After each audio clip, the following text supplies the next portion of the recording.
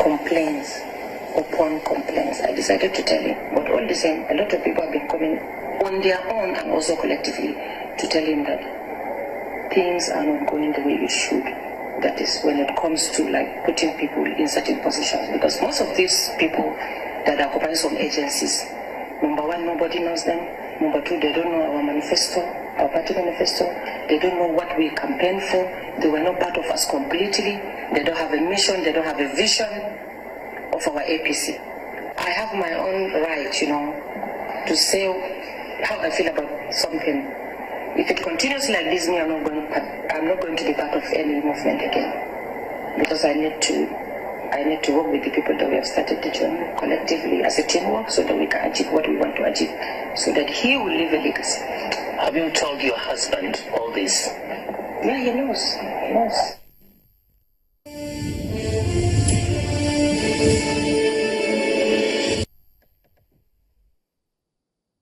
Thank you so much, everyone, and welcome back to the program. We've been talking about the crisis rocking the All Progressives Congress, the APC. Well, it is well over a year since President Muhammadu Buhari took over office as the President of the Federal Republic of Nigeria. He has been criticized largely for not playing enough political roles to keep the party together. As the ruling APC struggles to keep itself and the fringes of the party in shape, and the main opposition party is also distracted to play the opposition role. Where do we go from here? Mr. Wesley Dawson, a former House of Reps member, has been talking to us. Many thanks for coming on the program.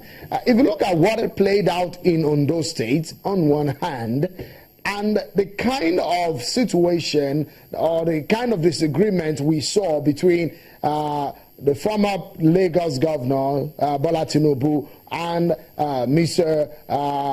John Oyegun in the APC, the chairman of the party, what do you think could have been happening on the ground? Because some people have their fears that this party may soon split. Do you see that happening? Well, I'm not so sure that that fear is founded for now. I rather think that what is going on is what I will refer to as an elite struggle, where you have the dominant elite class in the party that have done so much for the success of the party, and who think that they should have a little bit more say in the party. I am not too sure that Tinubu's quarrel was with whether he got something or not, but with whether there was due process, whether the process of selection or nomination had been fully complied with. And at the end of the day, this will remain what we call creative tension in the party, and this type of tension will continue until the party develops an appropriate mechanism for resolving these kind of conflicts. For example, sooner or later, they will have a functional elders council. They will have all other form of inner caucus settings where matters like this are resolved. And more importantly, whether we hate it or not, politics is about who gets what, how, and when.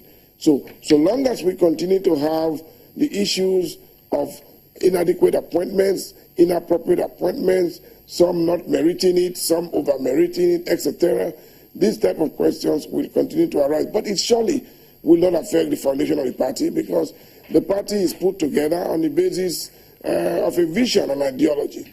It is my hope that with time, party operatives will appreciate the ideology and begin to push it ahead of individualism.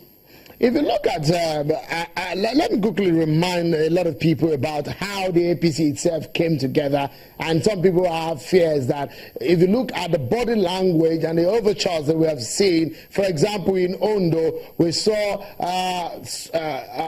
some leaders of the party, they left the APC and they went into the AD, and we understand that some governors of the APC, some of them from the Southwest, even gave their support to the AD candidate. If you look at how the party was formed in the first place, for example, the Atiku Saraki group from the new PDP at that time, and if you look at the ACN bloc, the Ashiwaju Tinubu and the Fashola bloc, those who came from that angle, the Amosun and the rest of them. If you look at the CPC, the core north, that has mostly the cycle of the president, a lot of people will think that are saying that it looks that the party is clearly divided along this line. And one we hope, how will the party be able to unite again to make that kind of a coalition that won that election in 2015?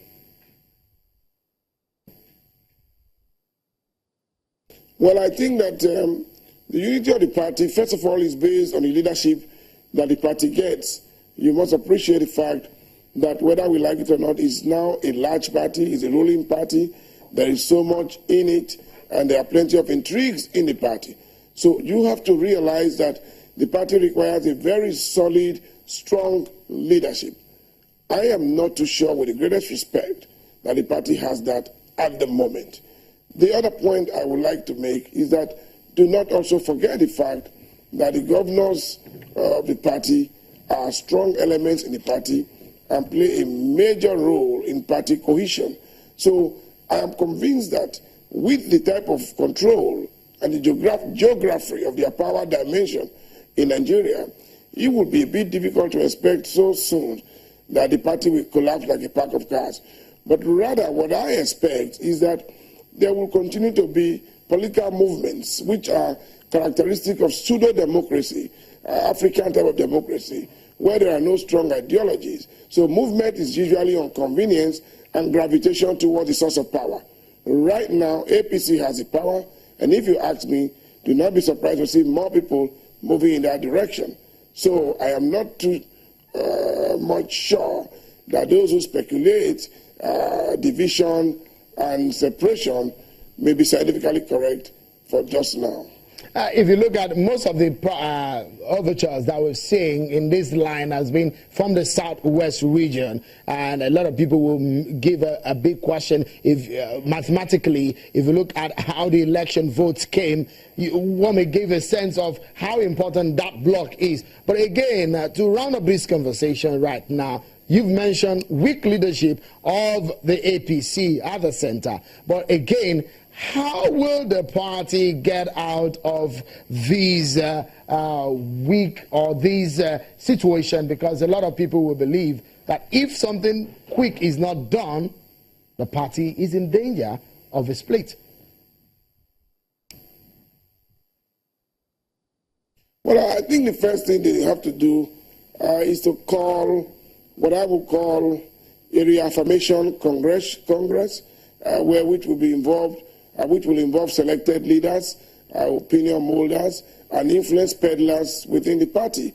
They will reaffirm their commitment to the party and then restructure their leadership, not necessarily by replacement, but by programming the leadership to operate in the direction of the party. Do not forget that the party is supreme at all times and that the will of the party should prevail. So once you have a leadership that understands the supremacy of the party and they are prepared to carry everyone along, irrespective of your affiliation, then of course you have some level of discipline that will gravitate and percolate down to the grassroots. But just thank you so much, Honorable Wesley Hausa. We must leave it at that. Many thanks for your thoughts on the program. And many thanks for all your comments and your contribution right here on Twitter and on Facebook. That's our program tonight. Many thanks for being part. Bye.